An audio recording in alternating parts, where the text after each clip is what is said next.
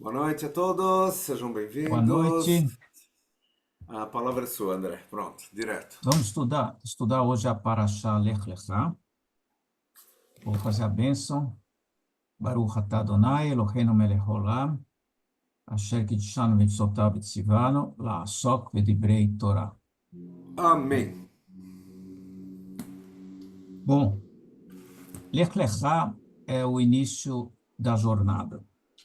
Na Parashá anterior, a gente escuta Deus fazendo um pacto ou um diálogo onde é com toda a humanidade.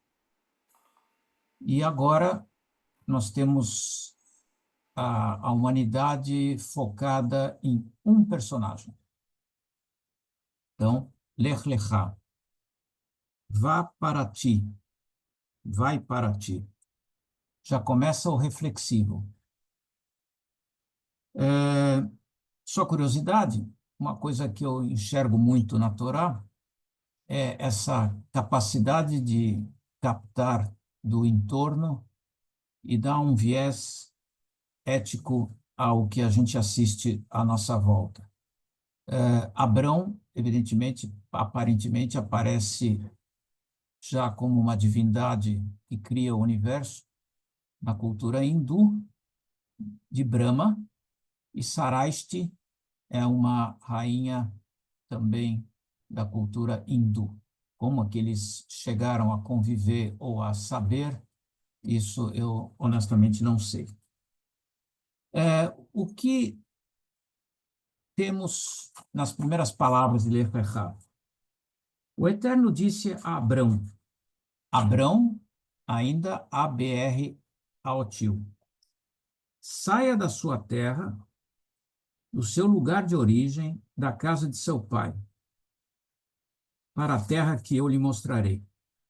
Aqui nós sentimos que a primeira proposta é rompimento. Rompimento, rompimento, rompimento, ou uma palavra um pouco mais suave, desconstrução, desconstrução, desconstrução. E aí nós temos as várias desconstruções, os vários rompimentos. Saia da sua terra, é uma parte geográfica. Saia do seu lugar de origem, é aonde você nasceu, onde você tem amigos, onde você tem uma vida social, comercial e uma coisa que tem a ver com o relacionamento com pessoas. E da casa do seu pai é mais ainda preciso, que é quem te educou, quem te programou, quem te ensinou no início, bem no início. Puxa, romper com três coisas não deve ser fácil. E aí a promessa: eu farei de você uma grande nação e o abençoarei, engrandecerei seu nome, será uma bênção. Abrão, nesse momento, ele se encontra com Sara, sua esposa, e também ele vai romper, ele vai embora com um pequeno núcleo familiar que também contém o sobrinho dele, Lot. Então, começa com a grande promessa, uma terra, uma terra. Sair de uma terra para ir para outra terra, será que essa é a verdadeira proposta? Se a gente simplificar para achar Lech Lecha, vai para um outro lugar geográfico que lá vai dar certo. Bom, mas então, se vai dar certo, por que eu preciso romper com o que já está dando certo? Porque talvez a proposta aqui é de empreender uma jornada que está muito além da simples ideia de que temos que sair e montar a cerca em outro lugar, plantar, comer, viver e morrer. Talvez a proposta seja algo muito mais abstrato, como ir para ti, se descobrir, se aprofundar em si mesmo, junto com um companheiro, vamos chamar do Eterno, Deus. E no momento que ele rompe com a família, com o pai, ele precisa de mais alguém? Sim, ele precisa de mais um companheiro, que vai ser Deus, que o convence a sair e a empreender uma jornada onde ele não sabe para onde vai. Ele sabe para onde vai porque ele tem a promessa de que alguém vai o direcionar. Mas vamos ver o que acontece no caminho. É, eu quero ressaltar aqui que aqui começa a ter uma noção um pouco diferente do que é, de fato, ir para uma terra. É, é uma promessa. Tanto é que, até o fim da Torá, o último capítulo da Torá, estamos iniciando uma, uma, uma conquista, e Moisés, por sua vez, se retira de cena porque existe um certo incômodo dele e um temor de que a hora que as pessoas se fixam numa terra, elas mudam, elas podem se corromper e elas criam valores bem diferentes daquilo que ele tentou fazer desabrochar em todo um povo durante 40 anos, que seria enxergar o outro, não a terra, mas o outro. Nesse início de jornada, Abrão, mais um pouco, ele adquire uma menção no texto de Ivri, o hebreu. Ivri, se eu não estiver enganado, Davi me corrige depois, ou quem for mais, é aquele que está do outro lado. Do outro lado. É, será que tem uma coincidência também com a ideia do isolamento da Arca de Noé? Uma janelinha só, a gente estudou isso a semana passada. Estamos isolados na Arca, a criação de Deus está isolada, e agora, de uma grande promessa da humanidade, no caso de Noé, agora temos uma promessa para um indivíduo. Indivíduo.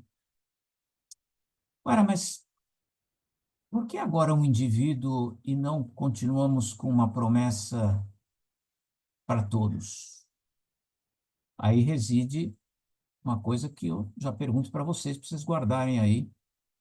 Por que sai de um coletivo e vai para um individual? É,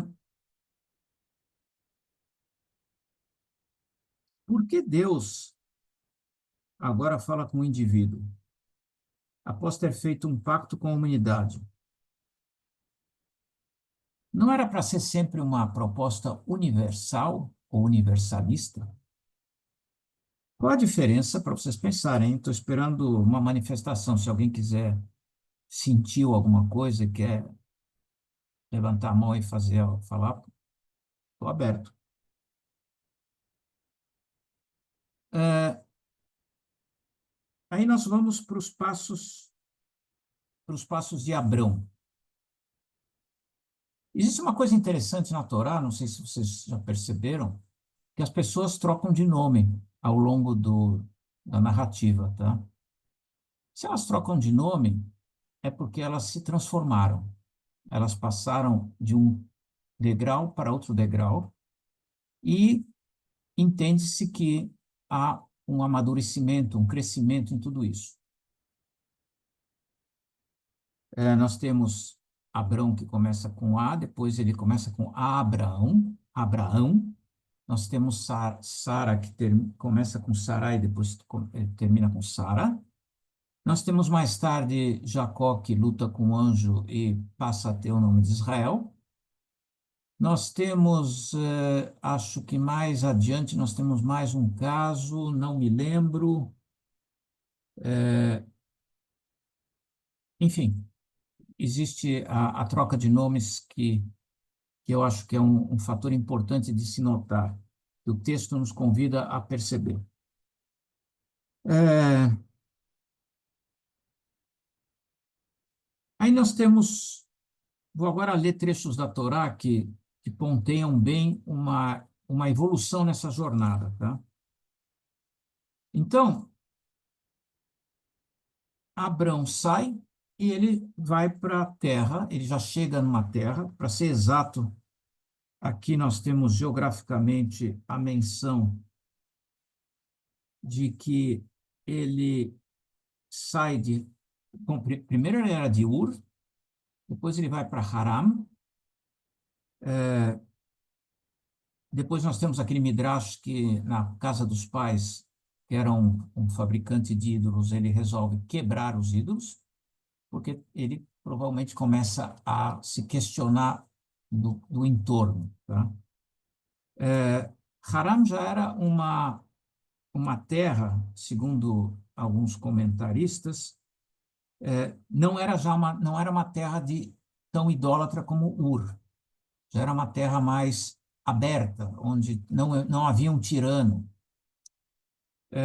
Importante que os rompimentos das terras, que se fala no início, tem muito, muito a ver com o questionamento de quem governa essa terra. E Abrão já questiona isso. E ele era uma pessoa importante nessa terra. E ele sai dessa terra. Então as pessoas já questionam, mas por que você sai dessa terra? Você tem tudo aqui. Teu pai fabrica ídolos, você tem uma posição social boa, por que você precisa sair? Vai para ti. Explicação complicada, né? Hoje em dia, quem tem tudo não arrisca. E depois se lembra na velhice como foi a vida dele e vamos ver se teve significado. São todas mensagens que o texto traz de algo muito maior do que simplesmente uma caminhada, uma sandália, para chegar e pôr uma cerquinha na outra terra e virar um latifúndio.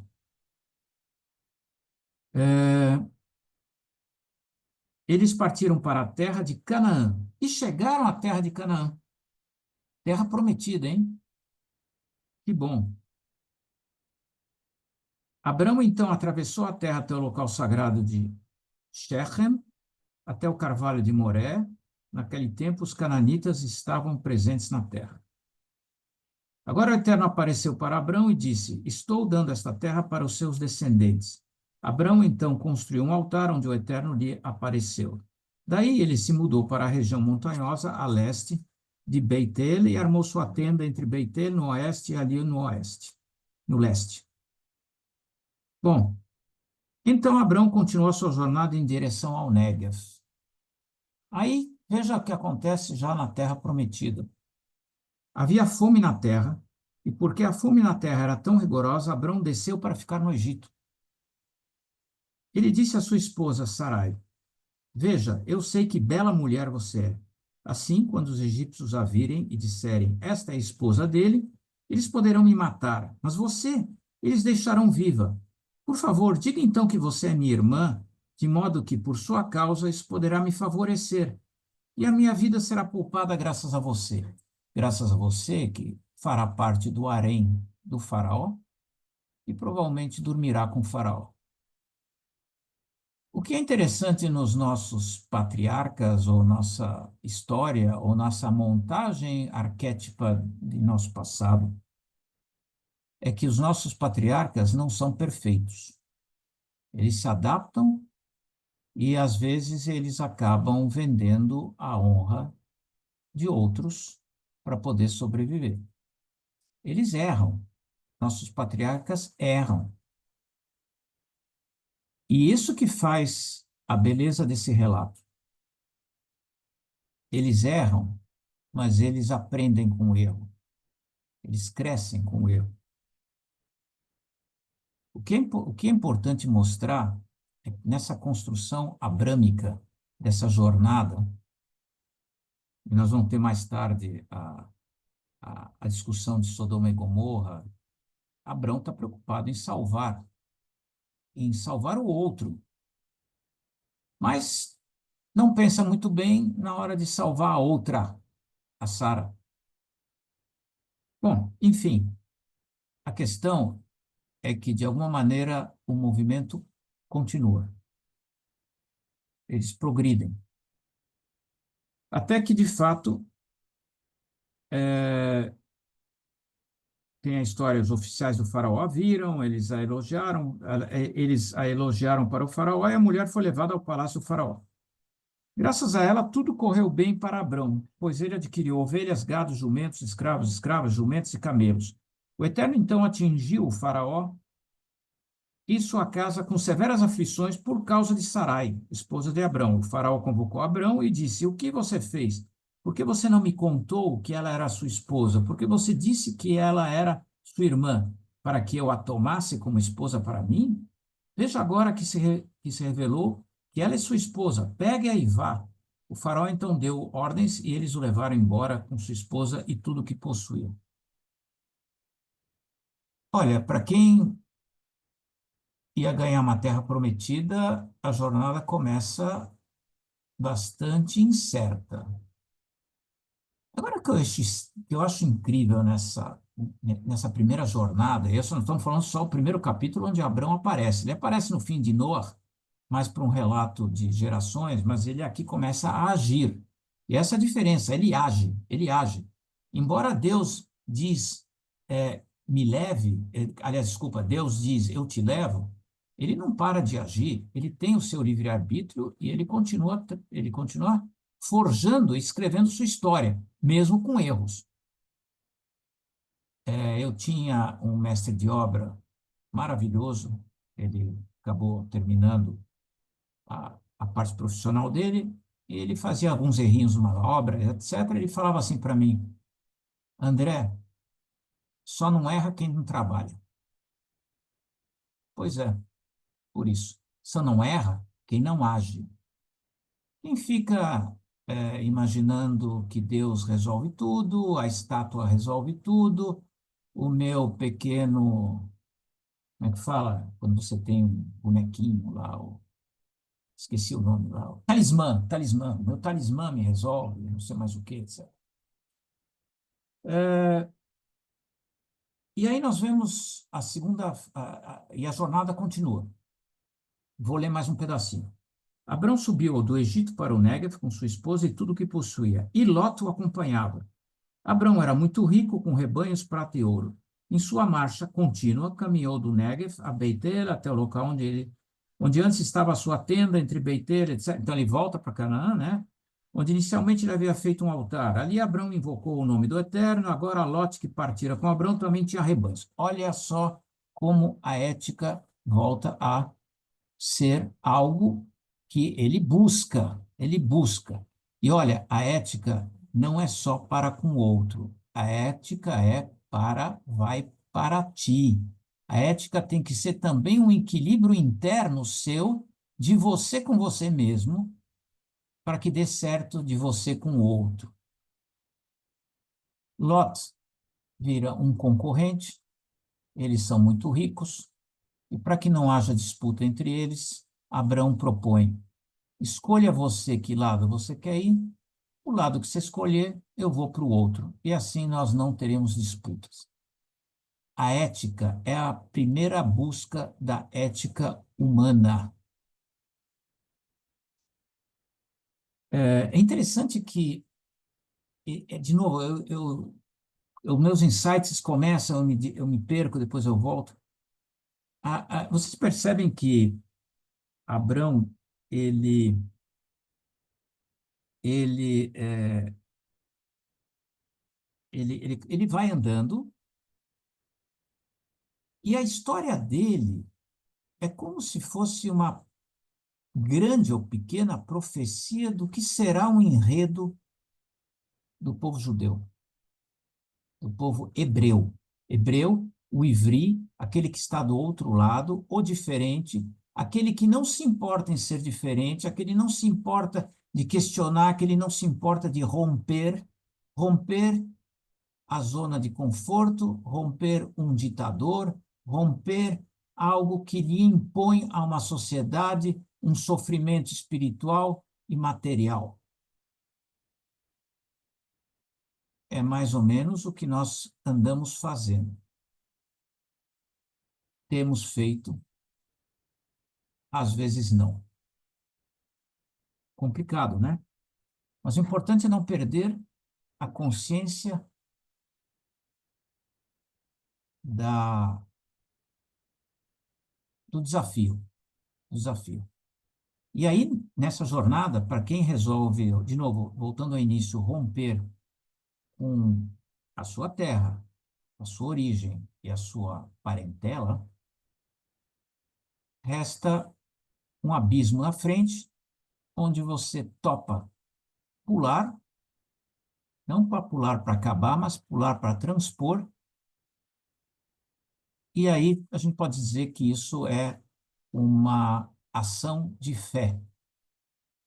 Eu, de novo, divagando, voltando, Deus fala com o indivíduo, Abrão aceita a promessa e vai. Eu queria só fazer um pequeno paralelo de uma experiência que uma vez assisti num filme. Acho que nós temos aqui ou psicólogos ou psicanalistas no grupo, né? Vocês lembram de uma experiência que fizeram? Não me lembro se foi, inclusive, na época dos nazistas ou durante o regime nazista, de que pegaram alguns nenês, colocaram eles recém-nascidos ou com uma tenra idade, e um deles, um nenê, recebia a visita da mãe, que entrava no quarto, o olhava, ouvia, não necessariamente o alimentava, mas entrava no quarto, ouvia. Ele ouvia, via, e a mãe ouvia e falava. E esse nenê prosperou, cresceu. O outro nenê que impediram a mãe de entrar no quarto, onde ele não via, ele não se sentia visto por ninguém, ele pereceu. Não sei pereceu de quê, não era um problema de comida, era um problema de que ele não se sentia visto. E eu pergunto, esse é o diálogo que Abraão espera de um Deus monoteísta, o Deus que está em ti, mas se estiver em ti, eu me enxergo a mim mesmo? Ou se estiver fora de mim, alguém está me enxergando? Por isso que a gente aprecia o outro. Por isso que o outro é importante. Porque se não for Deus, é o outro que está nos olhando. E aí eu pergunto, se for um outro humano a nos olhar, isso tira o valor, porque ele é humano, ele não é Deus? Segunda coisa para vocês pensarem um pouco, tá? Bom, então nós temos o episódio de Lot, vai para um lado, eu vou para o outro. Eu acho que eu tenho mais 5 minutos, né, para abrir as. É, Aí nós temos um outro episódio que houve uma guerra entre reis, 4 reis contra 5 reis, etc. E nesse momento, nessa bagunça toda de guerra, Lot é preso refém e levado por um dos reinos, um dos reinados, né? Olha que interessante, ele ainda faz uma menção aqui no texto de que havia muitos poços abertos de betume e alguns reis caíram dentro do betume. Seria uma bela profecia para os dias de hoje, né? Que alguns caíssem no poço de betume, já que eu vendo a um ditador, eu adio o fim de uma ditadura, mas pelo menos eu tenho o meu betume. Muito bem. Está nos jornais, tá? Da semana passada e retrasada. Então, um fugitivo Veio então e contou a Abrão, o hebreu, que vivia perto dos carvalhos, etc., que Lot tinha sido pego refém. O que ele faz? Ele agrupa um pequeno exército de 318, e aí eu ouvi, por acaso, um casamento esse fim de semana de um rabino ortodoxo que eu simpatizei muito, até pedi para ele, gostei tanto da cerimônia de casamento dele, eu falei, escuta, me dá teu cartão, eu quero casar de novo com a minha esposa, você vai celebrar novamente. Bom, pelo menos ele gostou. É, ele falou na prédica dele, ele falou que tinha 318 e 317. 318 significava uma palavra. Ah, Carol, você estava lá, você lembra da história? Você lembra do qual era o 318 e 317?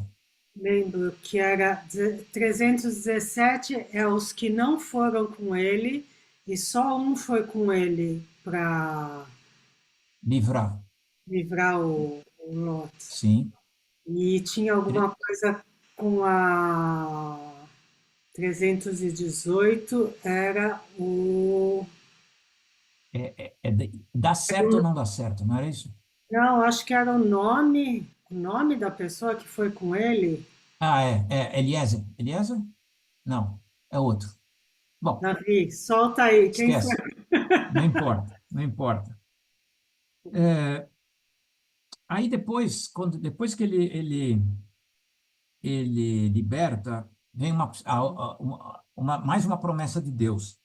Depois disso, a palavra do Eterno chegou a Abrão numa visão, dizendo: Não tenha medo, Abrão, eu estou te dando uma grande recompensa de presente. Abrão então respondeu: Eterno Deus, o que você pode me dar?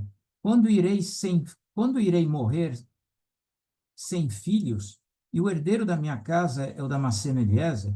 Abrão acrescentou: Veja, para mim você não deu uma descendência, e um dos meus servos é o meu herdeiro.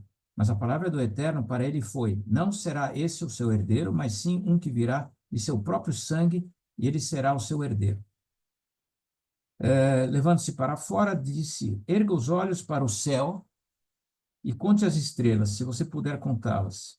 E prometeu-lhe: Assim será a sua descendência.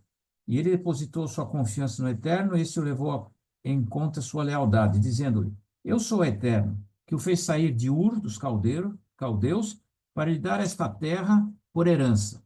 Ele disse então: Eterno, como posso saber que tomarei posse dela?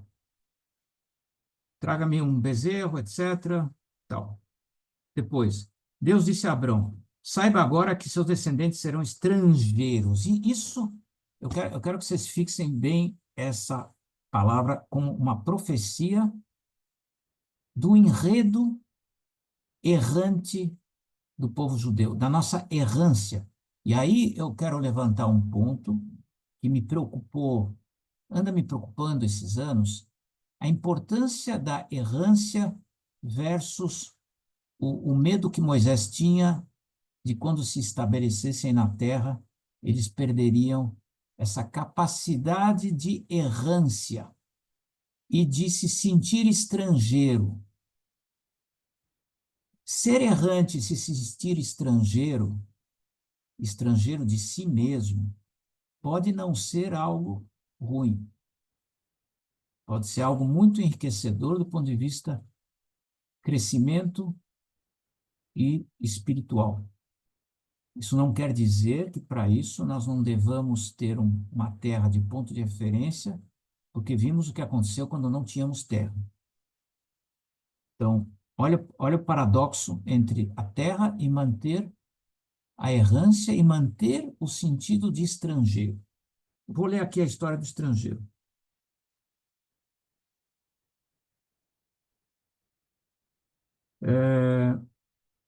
Me perdi um pouco, espera um pouco. Aqui.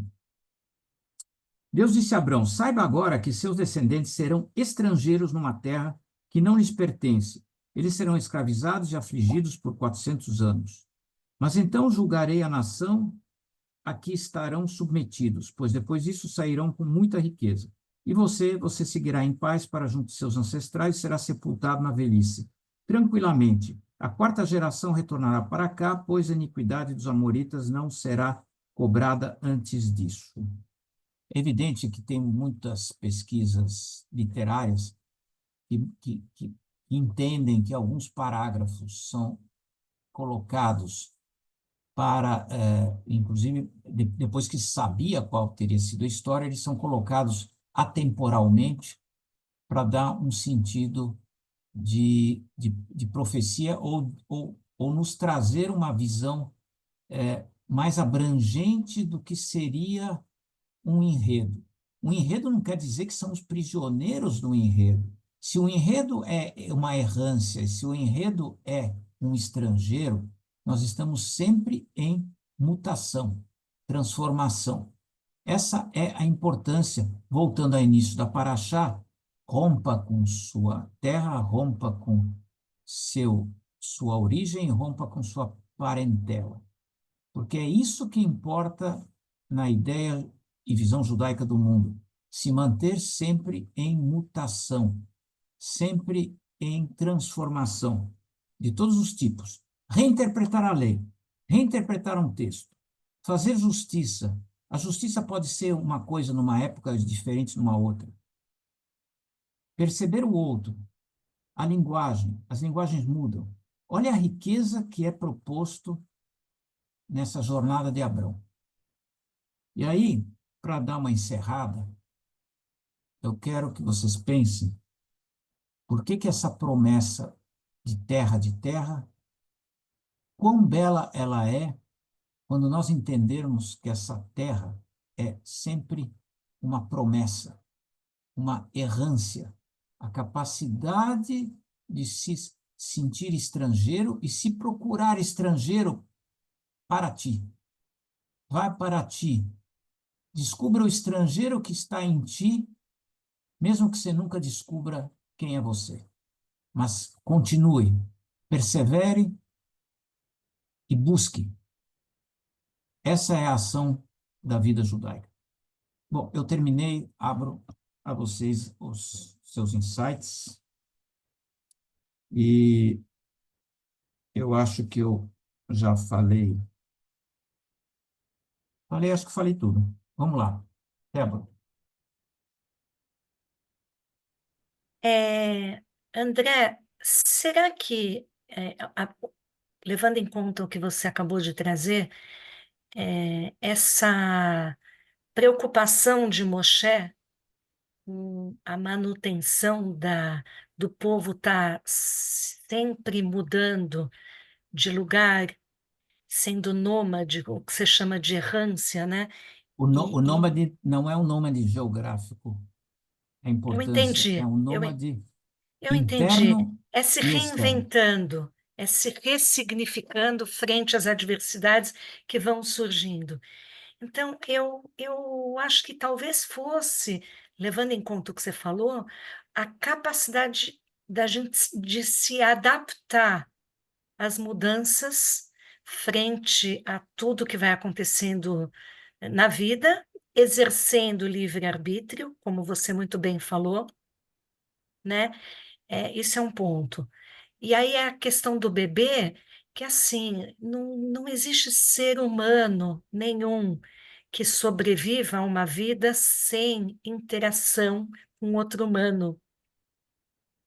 E a conexão materno, não materno-fetal, mas materno-criança, é tão forte que tem mesmo estudos que mostram que crianças que acabam sobrevivendo acabam adquirindo doenças autoimunes e assim por diante, doenças neurodegenerativas, muito precocemente acabam não sobrevivendo.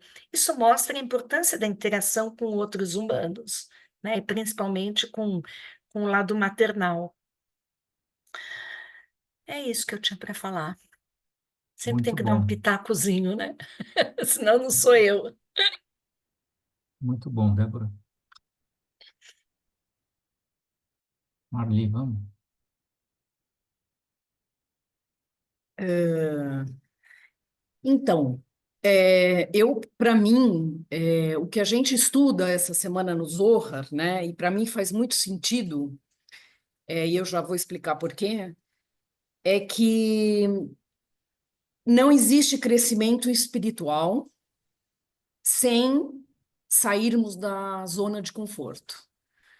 Então, eu falo por que que eu senti isso, porque eu fui estrangeira, eu morei 9 anos em outro país.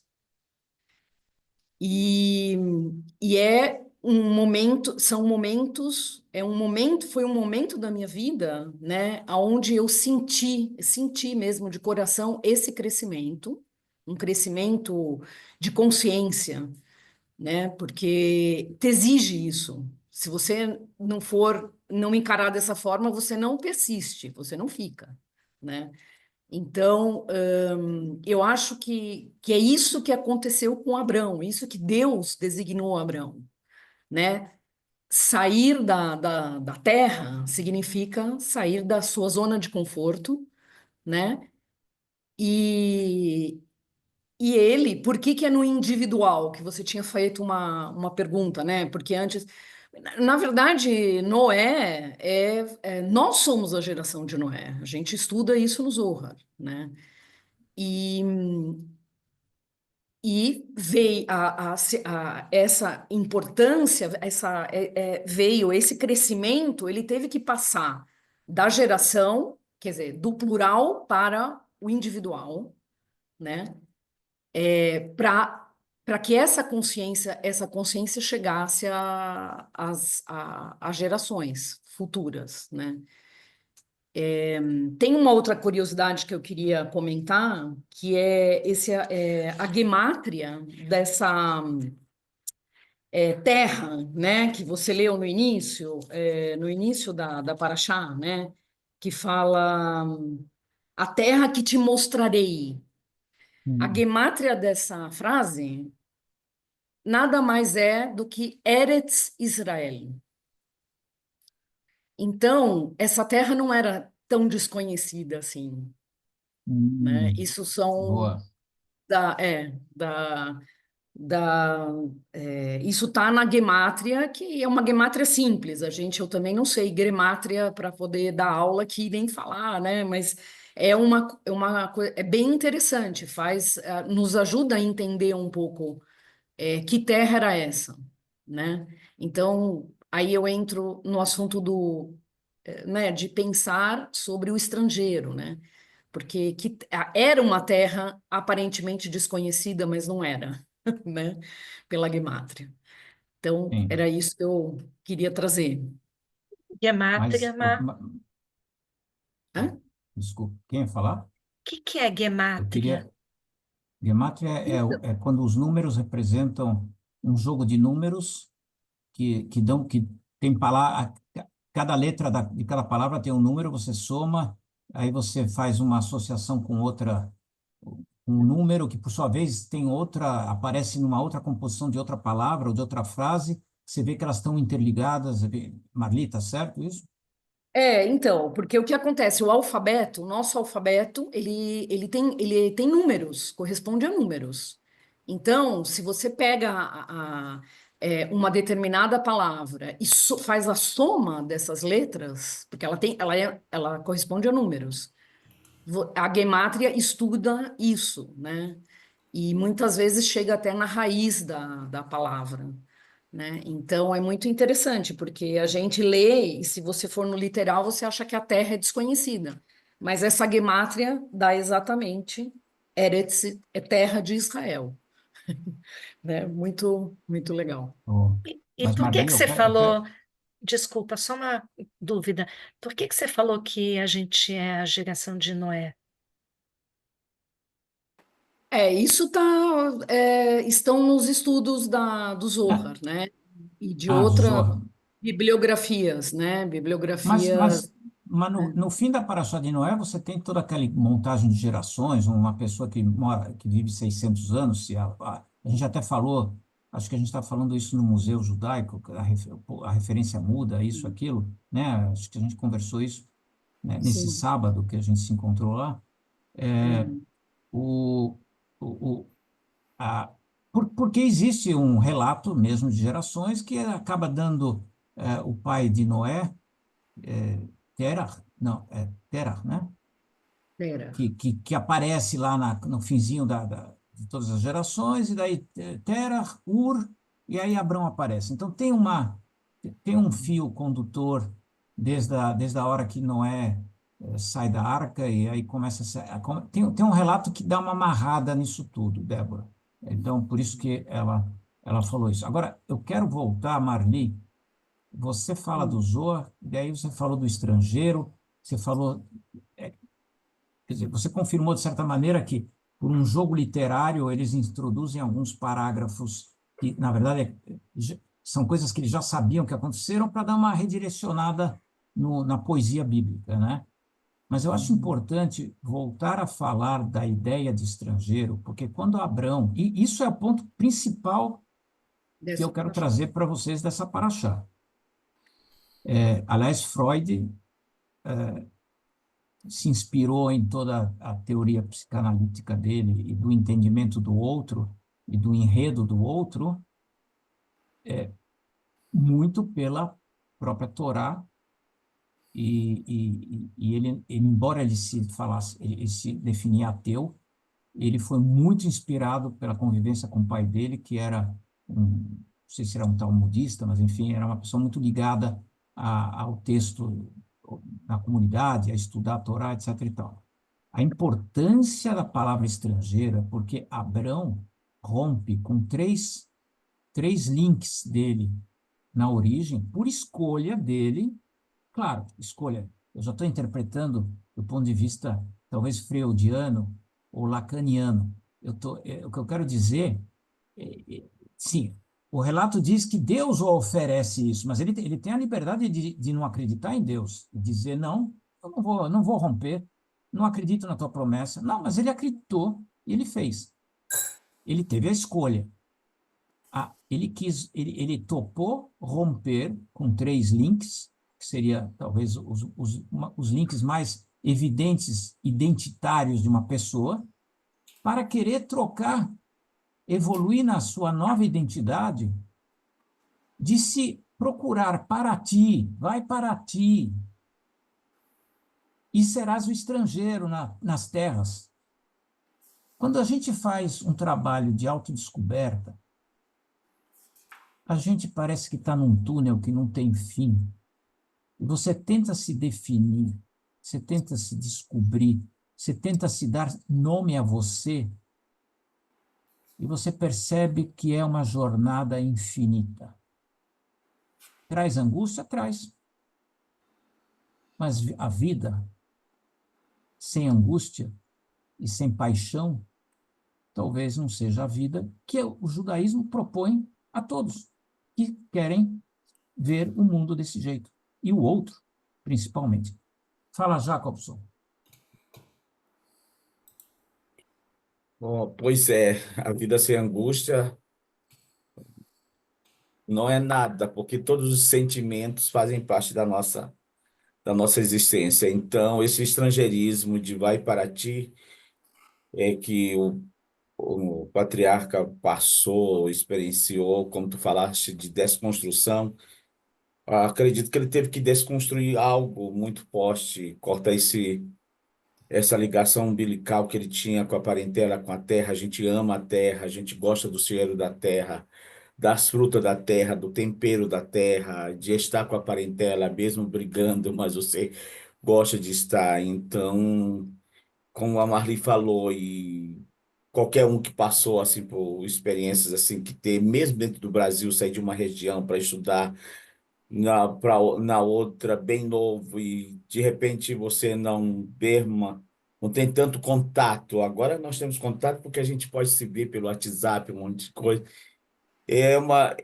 Claro que não chega na dimensão que ele passou, mas a gente consegue mensurar, pesar com aquilo que tu estás falando, e mesmo assim, quando de repente eu estava a pensar aqui que você muda de um segmento religioso não tão jovem, entende? E tem que passar por estranha, algo estranho dentro do seio familiar, que não é fácil aceitar e dentro da tua sociedade, onde o teu núcleo social que tu está, do teu trabalho, da tua cidade, dos teus amigos que eram amigos, mas de repente por você abraçar uma nova religião, tu passa também por isso, por esse estrangeirismo, não nômade, como tu falaste, geográfico, mas esse nômade de decisões de desconstrução. Então, eu estou falando algo que eu passei que não foi fácil, assim, a família aceitar e um monte de gente, vozes e vozes falando na tua cabeça que chegou um momento assim que você não queria mais que ver ninguém por um bom tempo, até parece que se esquecessem. Não, eu digo, é bom se isolar para ver se as pessoas esquecem um pouco, né? Mas essa ideia de se isolar para que as pessoas esqueçam um pouco, não esqueçam. Então é melhor você enfrentar, né?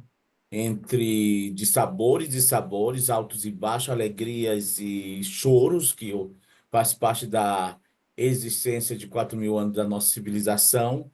É isso que a gente vai reconstruindo a nossa vida, tanto os natos como os estrangeiros e aqueles que estão a chegar, né? Então, é um testemunho, um pouco do testemunho da minha existência. Mas Muito quando bom. quando a gente percebe, acorda que já se passaram alguns anos e agora todo mundo já tem um olhar diferente de aceitação, algo assim que já começam a chegar perto de ti. No início se distanciam, mas depois, quando eles acham que não conseguem quebrar um judeu ou, ou uma pessoa como aquele filme A Vida é Bela, a gente dança conforme a música, o teatro, o violonista no telhado, e a gente vai cantando, vai poetizando, vai trabalhando, vai se reinventando nessa sociedade planetária. Então, veio ao encontro da minha própria experiência.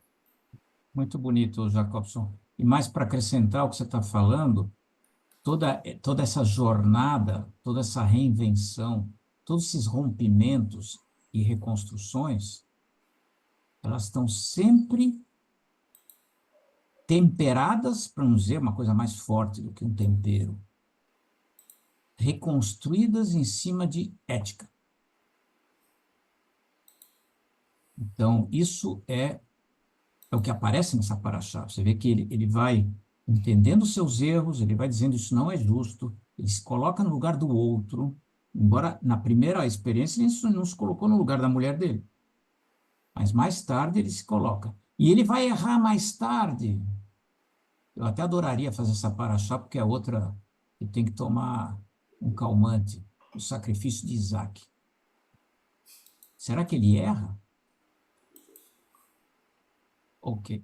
Deixa só Davi, eu manda. finalizar antes de passar para o nosso rabino. Posso, rabino? Sim. Tá, aí a ideia de que tu falaste também, desse Deus, talvez monoteísta, da minha visão, de olhar para o outro, como tu falaste.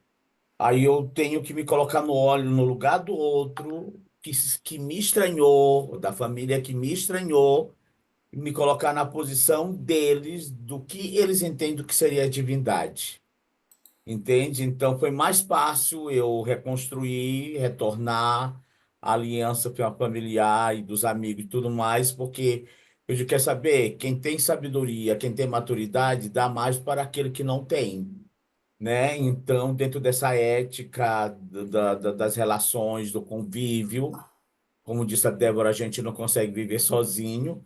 Então, eu tive que ter um olhar, me colocando dentro do olhar da religiosidade deles. Tá entendendo? Então, Sim. eu tive que fazer essa ponte, essa reconstrução, para que pudéssemos ter um ambiente melhor. E Bom, realmente, esse olhar que talvez, não sei se o próprio patriarca teve de se colocar no lugar do outro. Ele sai, mas ele coloca no lugar do outro. O estranhamento do outro, diz, puxa, mudou, o que que deu? Entende? Então, é algo que também penso que alguns livros que eu já li sobre o judaísmo, que o judeu também se propõe para que a gente possa ter um ambiente ético, mas com harmonioso e com um pouco de paz para a nossa própria sobrevivência e vivência também. Davi, você queria falar antes da Maria? Queria. Ah, então, eu sem.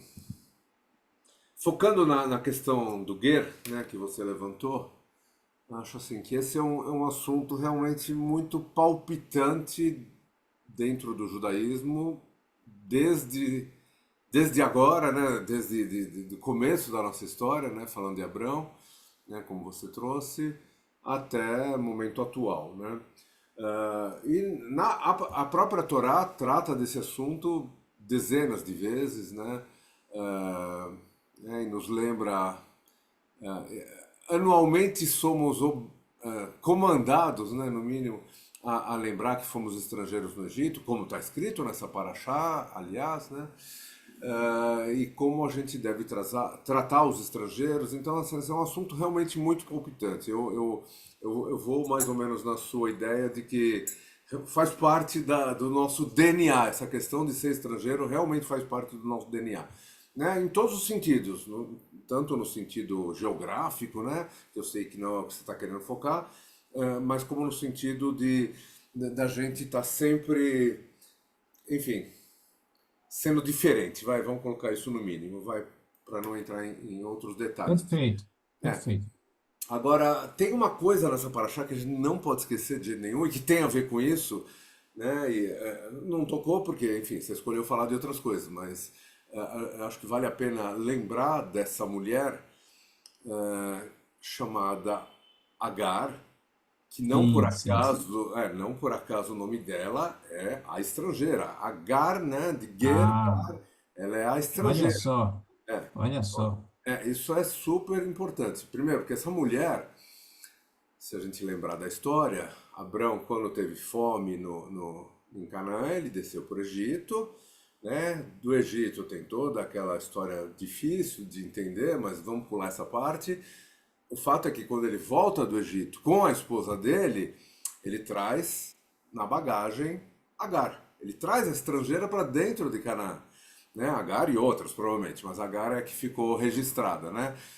Como a egípcia, né? É isso que está escrito nessa paraxá.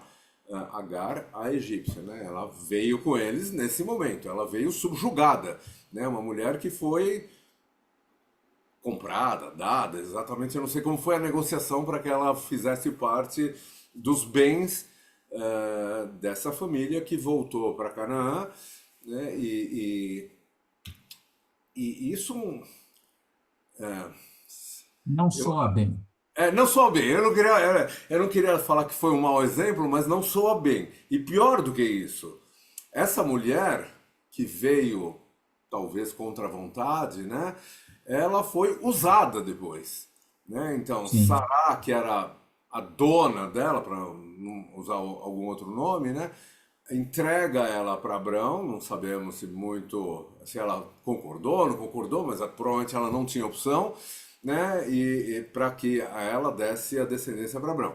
Então ela foi literalmente usada, aí não tem a menor dúvida, ela foi usada para que Abrão pudesse ter um filho, porque Deus tinha prometido e Abrão não tinha filho, enfim, ela não podia dar filhos para Abrão, Sarai, né? Sarai, enfim, usou Agar, a estrangeira. E para piorar toda a situação, depois que nasce Ismael, né, a gente já sabe o fim da história, a Sarai começa a tratar mal Agar, né, a ponto de Agar ter que sair de casa, enfim, e aí Deus, enfim, fala com ela e diz que para ela não se preocupar, que o filho que ela ainda estava grávida nesse momento, né, que o filho que ela vai ter vai ser o líder de uma grande nação. E por fim, depois que nasce Yitzhak, aí o desfecho é pior ainda, porque ela manda embora, enfim, isso não está nessa paraxá. Enfim, tudo isso para dizer que nós já tivemos dos dois lados, né? Nós já fomos sim, estrangeiros, nós já subjugamos estrangeiros, assim, então a gente acho que tem muito a aprender nesse sentido. Isso tem um pouco a ver com toda a situação que nós estamos passando nesse momento, então assim, também. precisamos refletir com muita calma sobre esse assunto de ser estrangeiro e de eventualmente trazer estrangeiros para nosso meio e como a gente deve tratar os estrangeiros, que é um assunto recorrente na Torá. Enfim, só para levantar, também não tem a solução, infelizmente. Adoraria até, mas não Não, tem. não, mas Davi, isso que você fala, e toda essa tua narrativa nos transportou de como cada um se sentiu em todo esse drama, esse enredo. E esse exercício que nós estamos fazendo aqui, que você trouxe agora, de como é que eu me coloco no lugar da Agar, eu fui algoz da Agar, mas como é que a gente se sente se estivesse no lugar dela, etc. E agora pula para o lugar do outro, e como é que Ismael se sentiu, etc.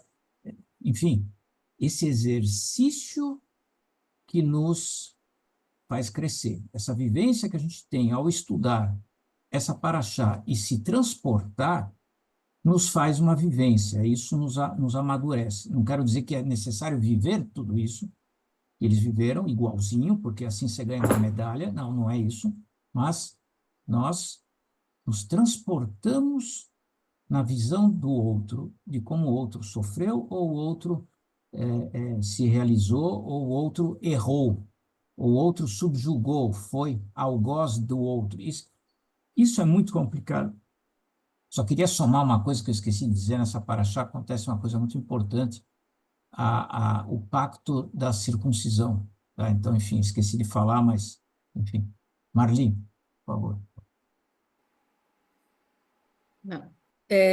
Eu queria só ler uma frase para não falar só do Zohar, né? Porque também senão fica chato. Eu também leio Heschel, né? Boa, Então, boa, boa. tem a ver com a Débora querida, né? Por causa da psicanalista e tudo mais. Ele fala o seguinte, que o chamado de Lech Lecha é uma chamada para nos libertarmos do medo e de abraçarmos o desconhecido. Deus nos chama para romper com as limitações do ego. Lech Lecha é uma mensagem de coragem e confiança, para que abandonemos o que nos aprisiona e abracemos o que nos eleva. Rabbi Avraham Yoshua Heschel. Lindo, lindo, lindo. Bom, Pedro, Boa noite, parabéns pela excelente aula. Eu só queria falar que, segundo o Zohar, sair da terra seria sair da rotina, deixar os vícios, o automatismo, os desejos. Sair do lugar de seu nascimento seria deixar os seus padrões e inserções culturais. E sair da casa do seu pai seria abrir mão da sua sabedoria, do seu conhecimento até o momento. muito bom, muito bom. Obrigado, Pedro. Bueno, Carol, manda. Só uma coisa, vamos voltar à Arca de Noé, que no Vamos, é mais começo... seguro, Oi? é mais seguro. Não, no começo você falou assim, eles estavam isolados na Arca de Noé. Mas aí eu fiquei assim, isolados do que se não existia mais nada lá fora? Boa, Peixinhos, boa. peixinhos. Né? E assim, isolados lá dentro, eles não estavam isolados. Mas eles Eles estavam estavam melhor isolados lá entre si. dentro do que fora. Opa, Peça para ligar para o serviço. a minha- eu não estou isolada, eu estou aqui com a minha Siri me responder. Mas, assim, podia ter dado muito errado lá dentro. Porque tinha muita Podia. gente, muitos animais, mas não, provavelmente não deu nada errado. Então, assim, o que aconteceu lá dentro daquela bolha, daquela Arca de Noé, ninguém sabe. Mas, assim, podia ter tido uma reviravolta que alguém ia sair de lá e falava assim, não tem mais ninguém aí dentro. Isso é uma das coisas que eu queria falar.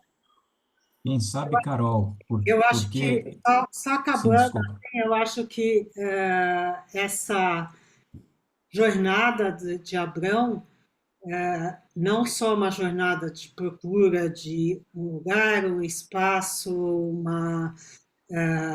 assim, sem saber para onde ele vai, é uma jornada para dentro dele também. Essa interação entre o dentro e fora, que também é muito interessante, né? O quanto eu posso ir para dentro, o quanto eu tenho que sair para fora. E eu acho que é uma jornada de esperança, né? Porque ele vai para algum lugar assim, esperando, né? Com a promessa de vai ser melhor, eu vou te dar uma terra, eu vou te dar uma coisa. Então é uma lição de esperança também de chegar a uma evolução um pouquinho melhor, eu espero, algum dia. Apostar sempre no futuro. Apostar no futuro. Empreender, né? Essa é a grande mensagem. Bueno, Deixa eu falar uma coisinha só, André, antes da gente fazer o encerramento. Ah, aliás, duas coisinhas. Uma, só para retomar o que a gente falou no sábado de manhã, né? E nem fui eu que falei, foi o Celso. ah, que essa história de que Abraão não sabia muito bem para onde ele estava indo, talvez seja meio uma interpretação um pouco forçada, né? Tudo bem, está escrito que eu vou te mostrar, é verdade que está escrito isso. Por outro lado, quando Terah sai de Ur, ele já sabe que ele está indo para Canaã, está escrito isso. Terah saiu de Ur em direção a Canaã. Então ele, não é que ele estava indo para qualquer lugar. Tudo bem, eles pararam no meio do caminho ali, ficaram um tempo lá, Terah morreu e tal, e aí eles supostamente continuam a jornada, mas tudo bem. Fora isso, é interessante notar que assim demora exatamente, não sei se um ou dois versículos e já aparece Canaã, né? Assim que Deus fala para ele, vai e tal, sai da sua terra, blá, blá, blá, blá, logo em seguida ele já chega em Canaã, né? Demora exatamente alguns poucos segundos na leitura, obviamente, né? Mas só como curiosidade isso. Agora, aproveitando, antes da gente encerrar, lembrar que nesse sábado a gente tem então o Shacharit, Shabbat, Lech Lechá, no sábado de manhã, todos convidados lá na Rua Bahia, a partir das 9h30. Mas na sexta-feira à noite, nessa sexta-feira, a gente vai ter também um Kabbalat Shabbat lá no Residencial, na Vila Mariana, com a presença da Bárbara e de muitos outros cantores, né? E estão todos convidados nessa sexta-feira também, na Vila Mariana, a partir das 18h30. Bom, acho que é isso de curtíssimo prazo.